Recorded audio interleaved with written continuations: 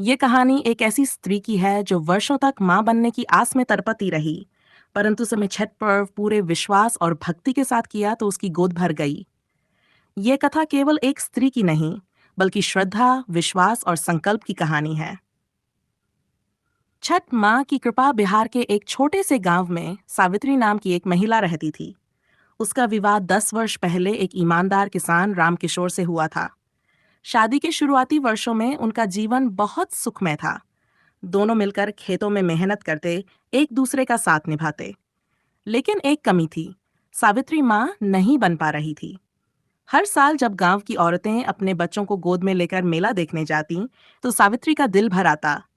वो मुस्कुराकर सबको देखती, पर भीतर से टूट जाती।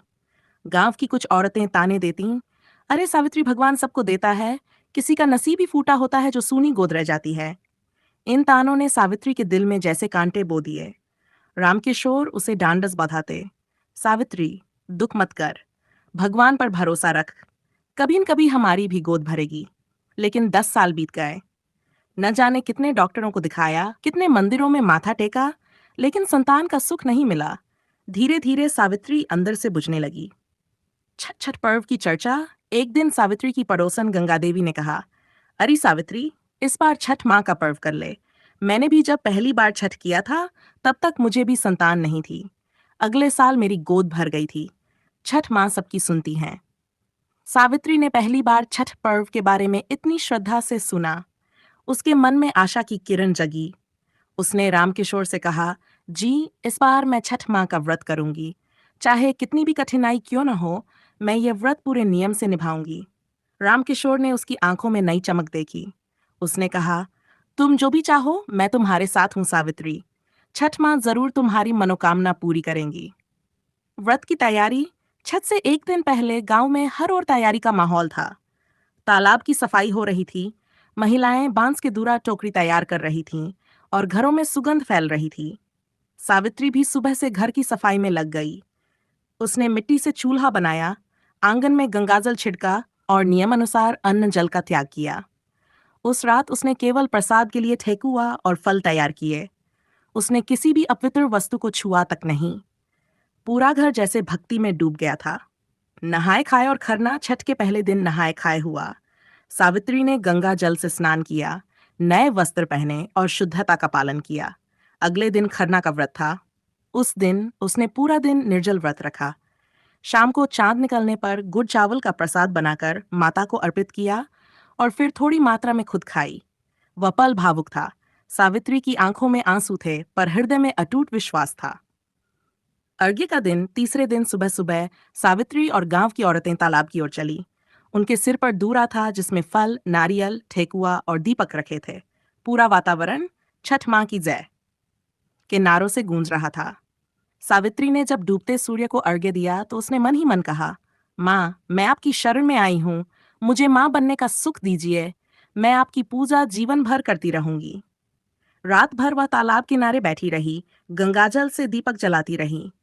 सुबह जब सूरज की पहली किरण फूटी तो उसने उगते सूर्य को अर्घ्य दिया।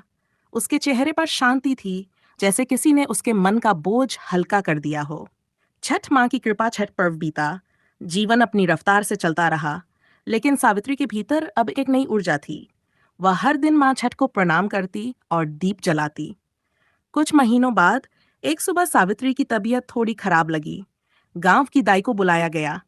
दाई मुस्कुराई और बोली, सावित्री, अब तो माँ बनने की तैयारी कर ले। छठ माता ने तेरी सुन ली। ये सुनते ही सावित्री की आंखों से आंसू झरने लगे। उसने आसमान की ओर देखा और कहा, माँ छठी, आपकी कृपा के बिना कुछ संभव नहीं था। रामकिशोर भी भावविह्वल थे। उन्होंने पत्नी का माथा चूमकर कहा, देखा सावित्री, मैंने कहा था नन, भगवान देर करते हैं, अंधेर नहीं। गोद में संतान समय बीता और सावित्री ने एक सुंदर पुत्र को जन्म दिया।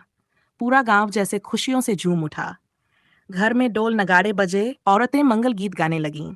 गंगादेवी ने सावित्री को गले लगाकर कहा, देखा बहन, छठ माँ अपने बच्चों की पुकार जरूर सुनती हैं। सावित्री ने बच्चे को गोद में लेकर तालाब की ओर देखा, जहां उसने पहली बार अर्घ्य दिया था।